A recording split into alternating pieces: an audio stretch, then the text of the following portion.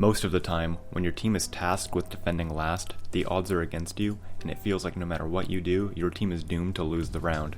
While this is true in many cases, there are still a plethora of measures your team can take to clutch out and keep the round alive. I'm Grape Juice, and today I'm going to share with you how each player on a Sixes team can contribute the most to holding last. Before I talk about what each player's role is in defending last, I want to quickly discuss the overall goals of the team. In an even Uber situation, the goal of the team is to protect the medic, since your medic using or dropping Uber is the most clear-cut advantage the enemy team will use to storm into last and win the round. In an Uber disadvantaged situation, the goal of your team is to waste as much of your enemy's time as possible, either by having off classes or by kiting the enemy's Uber to the opposite side of the map. Ideally, both tactics are used. Wasting the enemy's time can allow your medic to get Uber, your dead teammates to respawn, hurt teammates to get healed. What I'm getting at is if you can effectively waste the enemy's time and resources, your chances of winning the fight on last go way up.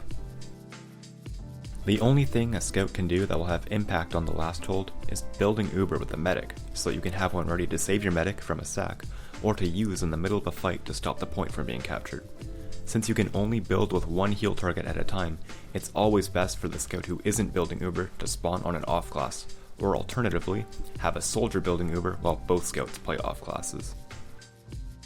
The off class that should be prioritized the most is the engineer. A Sentry Gun is literally an aimbotting 7th player that can do it all. Denying point? Sentry Gun. Denying sacks and protecting the medic? Sentry Gun.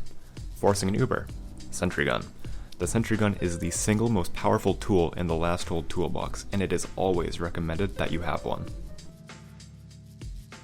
If you don't have time for a Sentry Gun, then the Heavy is the class for you.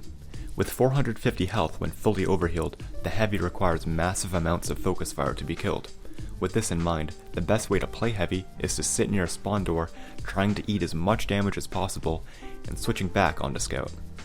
Better yet, if you get ignored by the enemy team, you can simply stay out on Heavy and keep shooting at people. A Heavy on the field as the fight reaches its final stages is always a force to be reckoned with. Pyro is a great class to stuff Ubers in doorways, wasting them almost entirely, or airblasting away rockets and stickies to protect a Sentry Gun.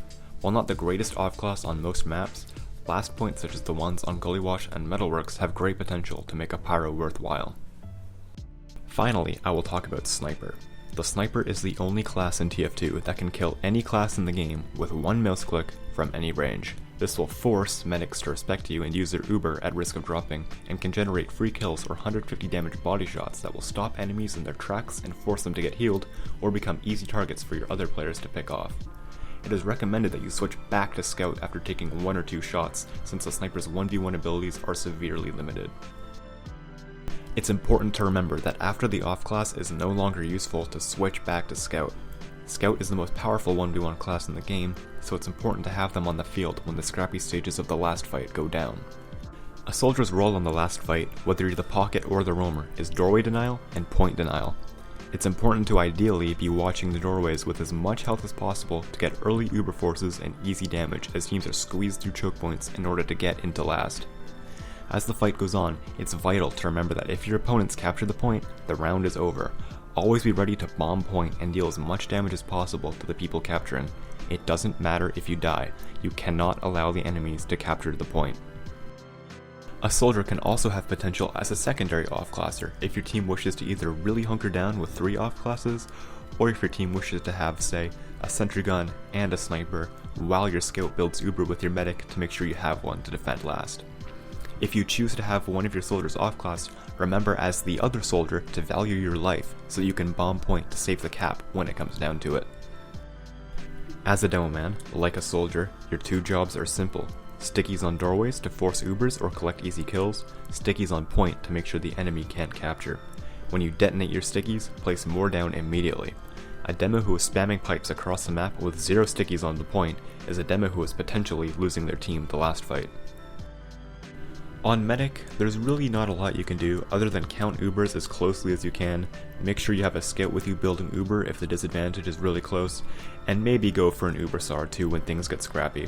As long as you're prioritizing healing your teammates before going for wacky Uber saws, you're pretty much doing the most you can.